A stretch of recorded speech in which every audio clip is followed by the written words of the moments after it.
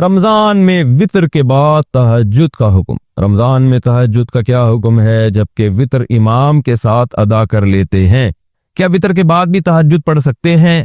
کیونکہ سنا ہے کہ وطر کو آخری نماز بنانا چاہیے۔ شعیب صاحب کشمیر سے، جی شعیب صاحب، حدیث میں ایسے ہی ہے کہ وطر کو آخری نماز بناؤ، اجعلوا آخر صلاتکم وطرا، لیکن یہ واجبی حکم نہیں ہے، یہ استحبابی حکم ہے۔ لہذا اگر کوئی وطر پہلے پڑھ لیتا ہے، امام کے ساتھ تراویح میں جماعت سے پڑھ لیتا ہے، تو وہ بعد میں بھی تہجد پڑھ سکتا ہے، بلکہ پڑھنی چاہیے۔ رمضان کی راتوں کو ضائع نہیں کرنا چاہیے، جتنی اللہ ہمت دے نماز وہ پڑھیں۔ باقی یہ کہ وطر اول وقت میں کیوں پڑھ لیتے ہیں جماعت کے ساتھ، اس کی وجہ یہ ہے کہ حضرت عمر نے جب تراویح کی نماز کو شروع کیا تو اس میں آپ نے صحابی کو حکم دیا کہ وہ جماعت سے وطر پڑھائیں گے۔ وجہ اس کی علماء نے لاجک یہ پیش کی ہے کہ تراویح واجب نہیں ہے جبکہ وطر واجب ہے، تو جب آپ نے ایک نماز جو واجب نہیں تھی اس کو اتنا پروٹوکول دیا کہ وہ جماعت سے ہو رہی ہے، وطر کی اہمیت زیادہ ہے، تو اس میں پھر وہ اس بات کے زیادہ لائق ہے کہ اس کو جماعت کے ساتھ پڑھا جائے۔ تو اس لیے حضرت عمر نے جب سے یہ تراویح شروع کی تھی جماعت کے ساتھ تو اس میں وطر بھی جماعت ہی کے ساتھ تھے۔ تو چونکہ ہمیں حکم ہے کہ علیکم بسنتی و سنت الخلفاء الراشدین المہدیین، میری اور خلفاء راشدین کی سنت کو لازم پکڑو، تو خلفاء راشدین نے اسی کو فالو کیا، حضرت عثمان نے، حضرت علی نے، سب تراویح کے ساتھ ہی وطر پڑھا کرتے تھے، تو ہمیں بھی تراویح کے ساتھ ہی جماعت سے وطر پڑھنا چاہیے۔ پھر جب سحری کے لیے اٹھیں تو مزید نوافل پڑھ لیں، اس میں اس کو ضائع نہ کریں۔ کیا تراویح اور تہجد ایک ہی نماز ہے؟ کیا رمضان میں تہجد کی نماز الگ سے پڑھی جاتی ہے اور تراویح ہی تہجد کے قائم مقام ہے؟ راجہ شکیل سعودی عرب سے، دیکھیے حدیث میں رات کی نماز کو قیام اللیل کہا گیا ہے، قیام اللیل، اس میں رمضان میں جو ہم عشاء کی نماز کے بعد جماعت سے نماز پڑھتے ہیں یہ بھی اس قیام اللیل میں داخل ہے، اور وطر کی نماز بھی اس قیام اللیل میں داخل ہے۔ رات کے آخری حصے میں جو ہم نوافل پڑھتے ہیں جس کو تہجد کہا جاتا ہے وہ بھی قیام اللیل میں داخل ہے۔ تو قیام اللیل کا لفظ تو ہے کامن، تینوں قسم کی نمازوں کو شامل ہے، تو اس لیے محدثین نے باب قیام اللیل ہی باندھا ہے، کیونکہ قیام کا معنی نماز اور لیل کا معنی رات، تو رات کو جو بھی نماز پڑھی جائے گی وہ قیام اللیل کہلائے گی۔ اسپیسیفک یہ لفظ الگ سے ہمیں نہیں ملتا تراویح کا نبی صلی اللہ علیہ وسلم سے، لیکن لفظ کا ملنا ضروری نہیں ہے، اس لیے کہ بہت سے الفاظ حدیث میں نہیں ہیں، بعد میں اسلاف نے ان خاص عبادتوں کو خاص نام دے دیا آسانی کے لیے، کیونکہ ان کی ایک الگ پہچان تھی، جیسے سنت موقدہ اور غیر موقدہ۔ اب یہ ٹرم آپ کو حدیث میں نہیں ملے گی کہ نبی نے ہمیں بتایا یہ والی سنت موقدہ ہے اور یہ غیر موقدہ ہے، لیکن فقہا نے، اسلاف نے بعد میں یہ فرق کرنے کے لیے کہ بھئی یہ سنت عام سنتوں کی طرح نہیں ہے، اس کی زیادہ تاکید ہے، لہذا اس کو نام دے دیا سنت موقدہ کا۔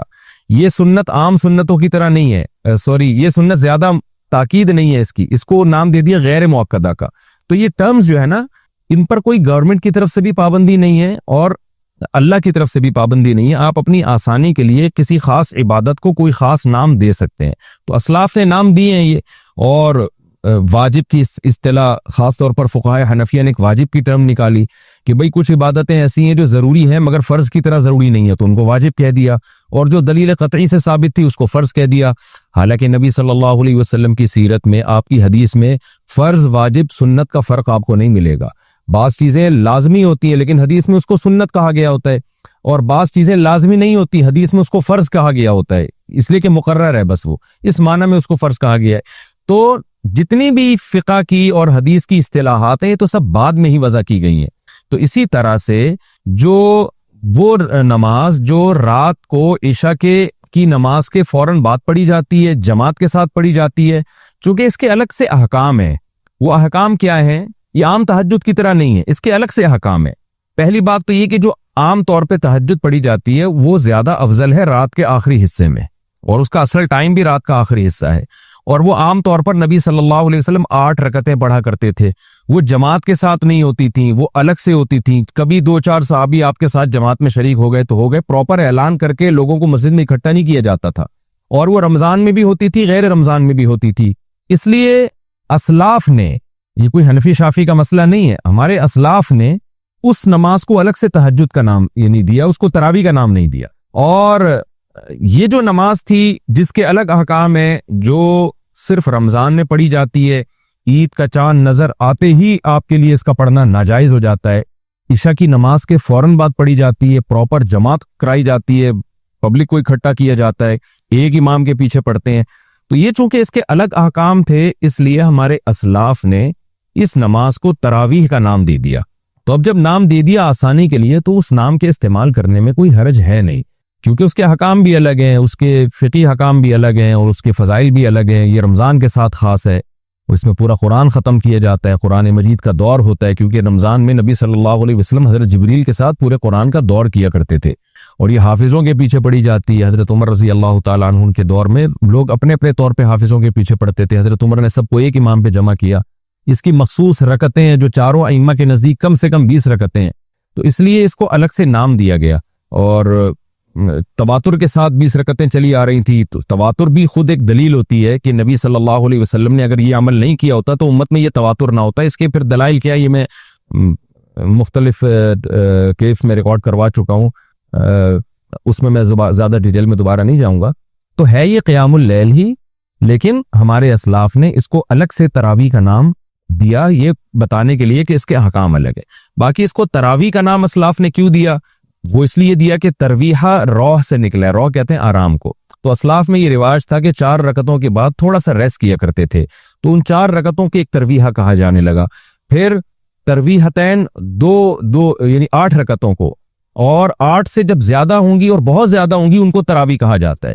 تو اس میں یہ بھی پتہ چلتا ہے کہ اسلاف نے جو اس کو تراویح کا نام دیا، یہ نام خود اس بات کی علامت ہے کہ یہ 8 یا 10 رکعتیں نہیں تھیں، یہ زیادہ رکعتیں تھیں، تبھی تو اس کو تراویح کا نام اسلاف نے دیا۔ تو اس لیے قیام اللیل ہونے میں تو یہ سب ایک ہی نمازیں ہیں، لیکن ان کے احکام الگ الگ ہیں۔ احکام یہ ہے کہ یعنی ایک حکم تو یہ ہے کہ تراویح کی نماز جماعت سے پڑھی جائے گی، نمبر 2 عشاء کی نماز کے فوراً بعد پڑھی جائے گی، نمبر 3 ایک امام کے پیچھے پڑھی جائے گی، کیونکہ حضرت عمر نے سب کو ایک امام پہ جمع کیا، الگ الگ اماموں کے پیچھے نہیں ہوگی وہ، اور تیسری اس کی تعداد یعنی مخصوص تعداد میں ہے، جو چاروں ائمہ کے نزدیک کم سے کم 20 رکعتیں ہیں، اور سنت موقدہ ہے یہ، کیونکہ نبی صلی اللہ علیہ وسلم نے رمضان میں قیام اللیل کی بہت زیادہ ترغیب دی ہے، تو قیام اللیل کا سب سے پہلا مصداق وہی نماز ہوگی نا جو رمضان کے ساتھ خاص ہے، تو اس لیے جمہور علماء کے نزدیک یہ سنت موقدہ ہے۔ تو یہ سارے حکام ہیں اس کے، اس وجہ سے اس کو الگ نام دیا۔ لیکن اگر کوئی نہیں دینا چاہتا نام تو وہ قیام اللیل کہہ لے، گورنمنٹ کی طرف سے کوئی پابندی نہیں ہے، ناموں میں کچھ نہیں رکھا، کام کو فوکس کرنا چاہیے۔ آپ یہ نماز پڑھ لیں، بے شک تہجد کہہ کے پڑھ لیں، قیام اللیل کہہ کے پڑھ لیں، کسی بھی نیت سے پڑھ لیں، لیکن پڑھ لیں، اصل چیز ہے پڑھنے کو فوکس کریں، ناموں میں الجھے نہیں زیادہ۔ قرآن ترجمہ سے پڑھیں یا بغیر ترجمہ کے؟ رمضان میں قرآن کریم ترجمہ کے ساتھ پڑھنا افضل ہے یا بغیر ترجمہ کے؟ جبکہ ترجمہ کے ساتھ کم تلاوت پائی جاتی ہے۔ محمد عرفان انڈیا سے دونوں طرح سے پڑھیں بھائی، ترجمہ کے ساتھ بھی پڑھیں، وداؤٹ ترجمہ بھی پڑھیں، تو دونوں طرح سے پڑھیں آپ، ٹھیک ہے نا؟ کیونکہ ترجمے کے بغیر پڑھنے کی الگ فضیلت ہے، ترجمے کے ساتھ پڑھنے کی الگ فضیلت ہے۔ کم سے کم ایک قرآن تو رمضان میں لازمی ختم کریں، اور پھر باقی حصہ ترجمے اور تفسیر کو فوکس کریں۔ کیا امام مہدی رمضان میں آئیں گے؟ یہ بات یوٹیوب پر بہت چل رہی ہے کہ امام مہدی جب آئیں گے تو رمضان کی پہلی رات کو آئیں گے۔ کیا یہ بات درست ہے؟ الطاف صاحب گجرات سے، ایسی کوئی بات نہیں ہے بھائی، امام مہدی آئیں گے ضرور، لیکن کس تاریخ کو آئیں گے اس کے بارے میں ہمیں حدیثوں میں کچھ بھی نہیں ملتا۔ روزے میں ہم بستری کا کفارہ، کیا رمضان میں بیوی سے ہم بستری کرنے کا کفارہ 60 مسکینوں کو کھانا کھلانے سے ادا ہو جائے گا؟ عزیز الرحمن آسام سے، عزیز الرحمن بھائی 60 مسکینوں کو کھانا وہ کھلائے گا جس میں روزہ رکھنے کی طاقت نہ ہو، جیسے کوئی بہت بوڑھا آدمی ہے یا شوگر کا پیشنٹ ہے، اس کو وہ روزے رکھ ہی نہیں سکتا لگاتار 60، وہ 60 غریبوں کو 2 ٹائم کا کھانا کھلائے گا۔ اور ورنہ اگر کسی نے رمضان کا روزہ جان بوجھ کر توڑ دیا، چاہے بیوی سے ہم بستری کر کے توڑا ہو یا کھا پی کے توڑا ہو، تو اس پر کنٹینیو 60 روزے رکھنا لازم ہے۔ خوب سمجھ لیں، اگر ایک روزہ بھی درمیان میں چھوڑ دیا یا بیماری سے چھوٹ گیا تو نئے سرے سے 60 روزے دوبارہ سے رکھنے پڑیں گے، اور اس روزے کی قضا الگ سے رکھنی پڑے گی جو اس نے توڑا تھا۔ اس لیے رمضان کا روزہ کسی قیمت پہ نہیں توڑنا چاہیے۔ زکوٰۃ نکالنے کی تاریخ بھول گئے تو کیا کریں؟ پچھلے سال زکوٰۃ جس تاریخ کو نکالی تھی وہ تاریخ یاد نہیں، 3 رمضان کو نکالی تھی یا 11 رمضان کو، اور 3 اور 11 تاریخ کے درمیان پیسوں کا آنا اور جانا بھی ممکن ہوتا ہے، تو اب میں کون سی تاریخ کو زکوٰۃ نکالوں؟ محمد عمیر صاحب لاہور سے۔ محمد عمیر بھائی، زکوٰۃ کے بارے میں نا لوگ اپنی ٹینشن ہمیں دیتے ہیں، تاریخیں خود بھول رہے ہوتے ہیں اور ہمیں بتا رہے ہوتے ہیں بتائیں کون سی تاریخ کو دیں، تو ہمیں کیا پتا بھائی، آپ کی جو تاریخ متعین ہے آپ اسی کو دیں گے نا۔ اب جو بھی بھول رہا ہے مجھے فون کر رہا ہے کہ میں تاریخ بھول گیا، بعض دفعہ لوگ فون کرتے ہیں کہ ہمارے ابو کا انتقال ہو گیا اور ابو نے بتایا ہی نہیں کہ یہ فرنیچر ان کا تھا یا ہماری امی کا ہے. ارے تو ابو نے نہیں جب بتایا تو میں کہاں سے بتا سکتا ہوں کہ یہ کس کا ہے؟ اب وراثت کے حکام میں بڑا فرق پڑ رہا ہوتا ہے. لوگ میاں بیوی پوچھ رہے ہوتے ہیں کہ ہمارے گھر میں یہ چیز رکھی ہوئی ہے، مفتی صاحب بتائیں یہ میری کہلائے گی یا میرے میاں کی کہلائے گی؟ ارے بھائی جس نے خریدی ہے وہ بتائے گا نا، آپ نے اپنے لیے خریدی تھی یا بیوی کے لیے، تو اس کو ہی نہیں پتا ہوتا کس کے لیے خریدی تھی. تو اس لیے ان ٹینشنوں میں سے بچنے کے لیے تھوڑا عبادات کو فوکس کریں، شرعی احکام کو فوکس کریں. آپ کو آپ کے گھر میں پتا ہونا چاہیے کون سی چیز آپ کی ملکیت میں ہے، کون سی چیز آپ کی بیوی کی ملکیت میں ہے، کون سی آپ کے بچوں کی، تاکہ زکوٰۃ کے مسائل میں، وراثت کے حکام میں گڑبڑ نہ ہو. اور آپ کو آپ کی تاریخ یاد ہونی چاہیے. اب بھول گئے ہیں تو اب یہی ہے کہ آپ خود دماغ پہ زور لگائیں اور غالب گمان سے ایک تاریخ متعین کر لیں. غالب گمان، جب شریعت کا حکم ہے کہ جب یقینی طور پر آپ کوئی فیصلہ نہیں کر سکتے تو ایک تحری کریں. جیسے جس آدمی کو قبلے کا پتہ نہ ہو نا، جنگل میں قبلہ کہاں ہے، ظاہر ایک اندازہ لگائے گا، پھر وہیں رخ کر کے نماز پڑھ لے گا، اللہ اس کی نماز قبول کر لے گا. تو آپ بھی ایک اندازہ لگا کے پھر اس تاریخ کو متعین کر لیں، پھر اسی پہ زکوٰۃ دیا کریں، اور آئندہ ایسی گڑبڑ کی تو اچھا نہیں ہوگا. کلی کے بعد حلق میں ٹھنڈک محسوس ہو تو کیا حکم ہے؟ وضو کرتے وقت کلی کرنے کے بعد جب تھوک نگلتے ہیں تو حلق میں ٹھنڈک محسوس ہوتی ہے، کیا اس سے روزے پر کوئی فرق پڑے گا؟ عامر نواز ڈیرہ اسماعیل خان سے. جب کلی کرتے ہیں نا تو منہ میں پانی کے اثرات ہوتے ہیں، ایک دفعہ تھوک پھینک دیں تاکہ وہ پانی کے اثرات ختم ہو جائیں، پھر تھوک نگلتے رہیں. وہ ٹھنڈک آتی ہے تو آنے دیں، اس سے کوئی فرق نہیں پڑتا. تبلیغ میں جائیں یا رزق کمائیں؟ تبلیغ میں 4 ماہ لگانے سے کتنا فائدہ ہوتا ہے، یعنی فائدہ ہوتا ہے. میری تعلیم مکمل ہو چکی ہے اور میرا ارادہ تبلیغ پر جانے کا ہے، لیکن لوگ کہہ رہے ہیں کہ حلال رزق کمانا بھی فرض ہے اور 4 ماہ پر جانا کوئی لازم نہیں، لہذا رزق کماؤ یہ بھی عبادت ہے. اس بارے میں رہنمائی فرمائے. علی صاحب کراچی سے. رزق کمانا فرض ہے، دین سیکھنا، دین پہ قائم رہنے کی کوشش کرنا بھی فرض ہے. رزق کمانے کے لیے پوری زندگی پڑی ہوئی ہے. ابھی آپ ایجوکیشن سے فارغ ہوئے ہیں، بعد میں کاروبار میں، ملازمت میں مشغول ہو جائیں گے، آپ کو ٹائم نہیں ملے گا. بہترین ٹائم ہوتا ہے جب آپ اپنی ایجوکیشن سے فارغ ہوئے ہیں اور ابھی پراپر جاب شروع نہیں کی. اس سے بہترین ٹائم تبلیغ میں وقت لگانے کا آپ کو پھر میں سمجھتا ہوں قیامت تک نہیں ملے گا.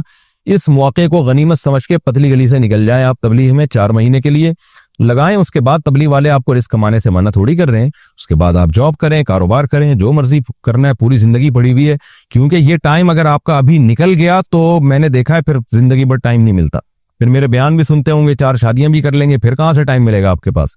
اس لیے ابھی سے نکل لیں آپ. مرحوم والدہ کے روزوں کا فدیہ. میری والدہ کا انتقال ہو گیا ہے، مجھے ان کے قضا نمازوں کا فدیہ دینا ہے.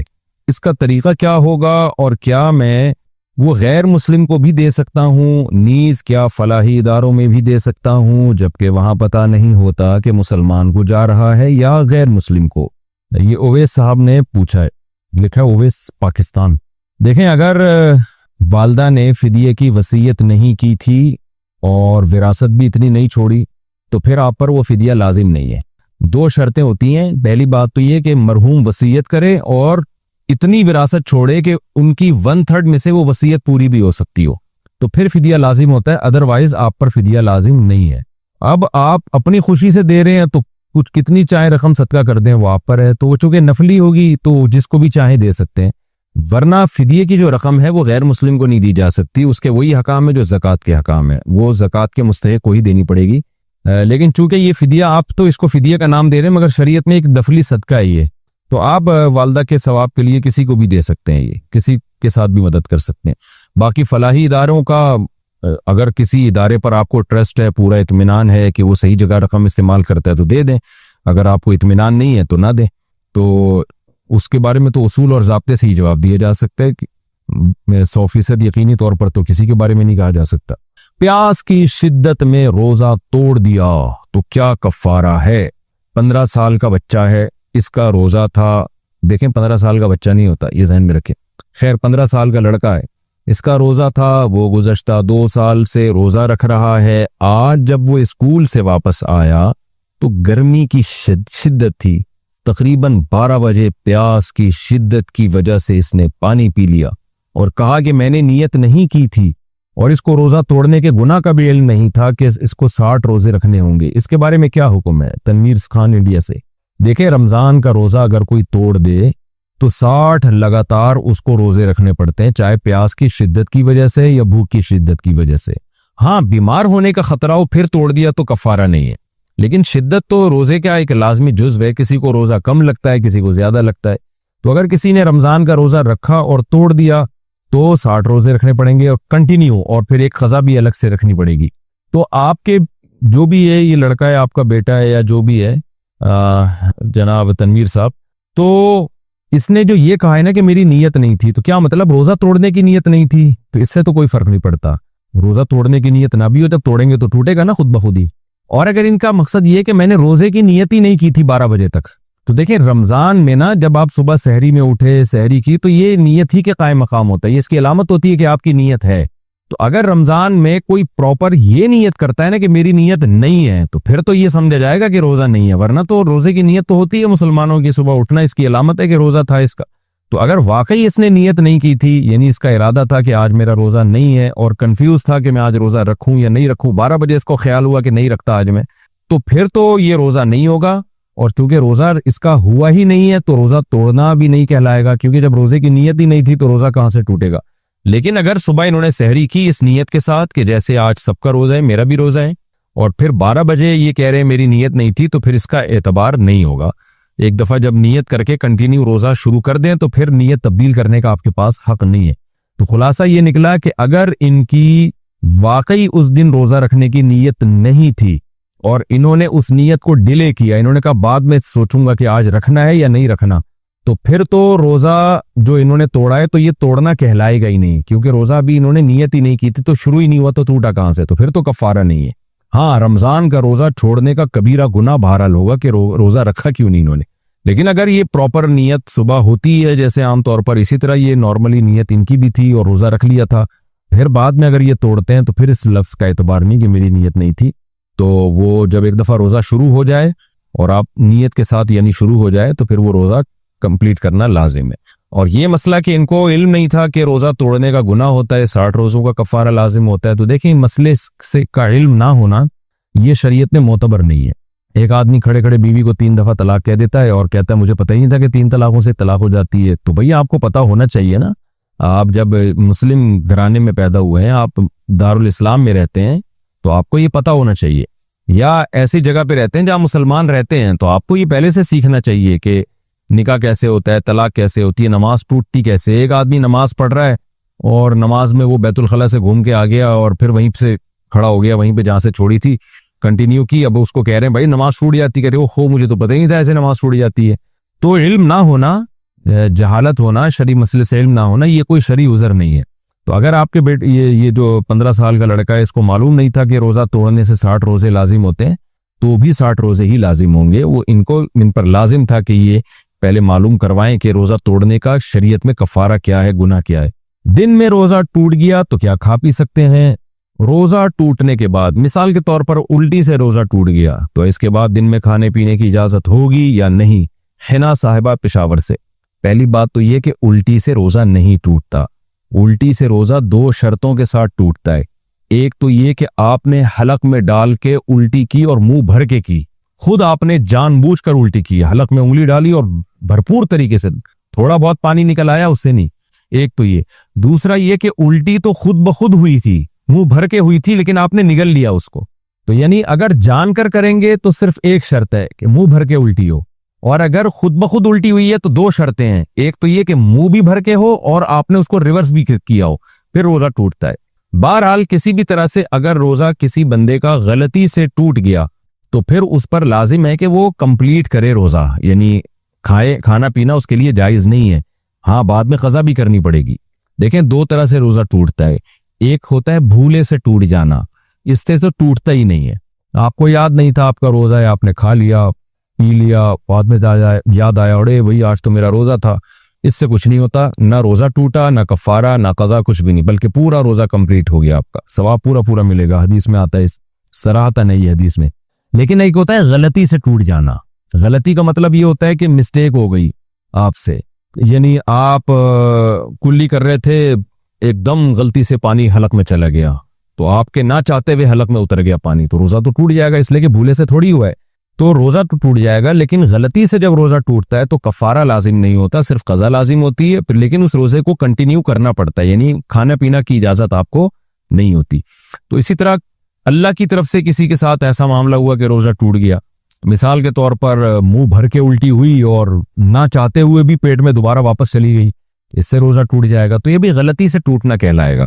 تو اس صورت میں بھی آپ کو قضا کرنی پڑے گی، کفارہ نہیں ہوگا، لیکن کھانا پینا آپ کے لیے پھر بھی ٹھیک نہیں ہوگا، اس کو روزے داروں کی طرح آپ پر رہنا لازم ہوگا شام تک۔ آگے اللہ فرماتے ہیں وَمِنَ اللَّيْلِ، یہ تو 5 نمازیں ہو گئیں، یہ تو ساری امت پہ فرض ہیں، لیکن رات کے کچھ حصے میں فَتَہَجَّدْ بِهِ کا مطلب اس حصے میں آپ نے تہجد پڑھنی ہے، نافلۃ لک، اے محمد صلی اللہ علیہ وسلم، یہ آپ کے لیے اضافہ ہے۔ کیا مطلب؟ یا تو نبی صلی اللہ علیہ وسلم پہ 6 نمازیں فرض تھیں، یعنی 5 فرض کے علاوہ تہجد بھی فرض تھی، تو اس لیے قرآن نے کہہ دیا کہ امت پہ تو 5 فرض ہیں نافلۃ لک، لیکن یہ تہجد آپ کے لیے اضافی ہے، یعنی آپ پر 6 نمازیں فرض ہیں۔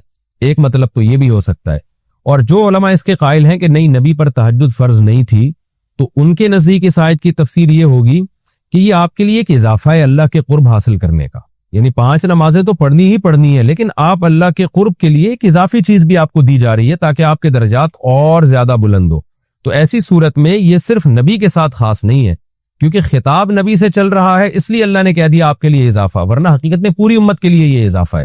آگے اللہ فرماتے ہیں عَسَىٰ أَن يَبْعَثَكَ رَبُّكَ، امید ہے کہ آپ کو آپ کا رب پہنچا دے مقام محمود تک۔ یہ مقام محمود کیا ہے؟ شفاعت کبریٰ، یعنی تمام پیغمبر نبی کے پاس آئیں گے کہ آپ سفارش سے آغاز کریں، یعنی سفارش کا آغاز آپ سے ہوگا، پھر آپ صلی اللہ علیہ وسلم سفارش کریں گے۔ تو یہ ایک سب سے اونچا مقام ہے جو اللہ قیامت کے دن رسول اللہ صلی اللہ علیہ وسلم کو دے گا، اور جس سے آپ کی تمام پیغمبروں پر فضیلت ثابت ہو جائے گی کہ جب تک آپ کی طرف سے شفاعت کی ابتدا نہیں ہوگی کوئی اور پیغمبر سفارش نہیں کریں گے۔ تو اللہ نبی صلی اللہ علیہ وسلم کو تسلیاں دے رہا ہے کہ یہ مشرکین کا جو آپ کے اوپر بے پناہ دباؤ ہے، جبر ہے، آپ اس میں تسلی رکھیے، آپ نماز قائم کریں اور تہجد کی پابندی کریں، اللہ نے آپ کو بہت بڑا آگے چل کے مقام دینا ہے۔ تو چونکہ نبی صلی اللہ علیہ وسلم بھی بشر تھے نا، مشرکین کے دباؤ کی وجہ سے آپ بھی ایک پریشانی میں آتے تھے، تو اس لیے اللہ آپ کو ثابت قدم رکھنے کے لیے آپ صلی اللہ علیہ وسلم کو یہ خوشخبریاں سنا رہا ہے کہ آپ نے اپنا اس عمل کو فوکس کرنا ہے، نماز اور تہجد کو، تاکہ آپ کا اللہ سے قرب رہے، اور اللہ آپ کو خوشخبری دے رہا ہے کہ امید ہے آپ کا رب آپ کو بہت بڑے مقام تک پہنچا دے۔ رہا مسئلہ مشرکین کی دھمکیوں کا کہ یہ پوری کوشش کر رہے ہیں کہ آپ کو مکہ سے نکال دیں، تو ہم نے تو بتا دیا کہ یہ خود بھی نہیں پنپ پائیں گے، لیکن آپ نے اللہ سے کیا دعا مانگنی ہے؟ وَقُلْ رَبِّ، کہہ دیجئے اے میرے رب، ادخلنی مدخل صدق، مجھے مکہ میں داخل کیجئے، مرغوب داخلہ، اچھا داخلہ، اور مجھے مکہ سے نکالیے بھی اچھے طریقے سے، یعنی اچھا نکلنا ہو میرا، ایسا نکلنا جس کے نتائج اچھے ہوں۔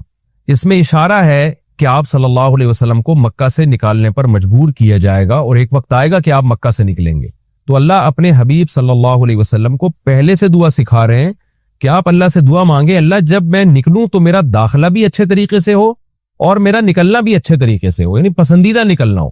سوال پیدا ہوتا ہے نکلنے کا عمل تو پہلے ہے اور مکہ میں داخلے کا عمل بعد میں، تو نکلنے کا تذکرہ پہلے ہونا چاہیے کہ اللہ مکہ سے مجھے اچھی طریقے سے نکال، اور مکہ میں مجھے داخل بھی اچھے طریقے سے کرنا، تو داخلے کا تذکرہ پہلے کیوں؟ تو اس میں بلاغت کا ایک نقطہ ہے کہ پیغمبر کا بنیادی مقصد وہ ہدف ہے جو پیغمبر دنیا میں لے کے آئے ہیں، تو اس کی آغاز تو مکہ سے کرنا ہے جس میں آپ کو بھیجا گیا، جو ابراہیم علیہ السلام کا شہر ہے، جہاں بیت اللہ ہے، اسلام کا مرکز تو اس جگہ سے بننا ہے۔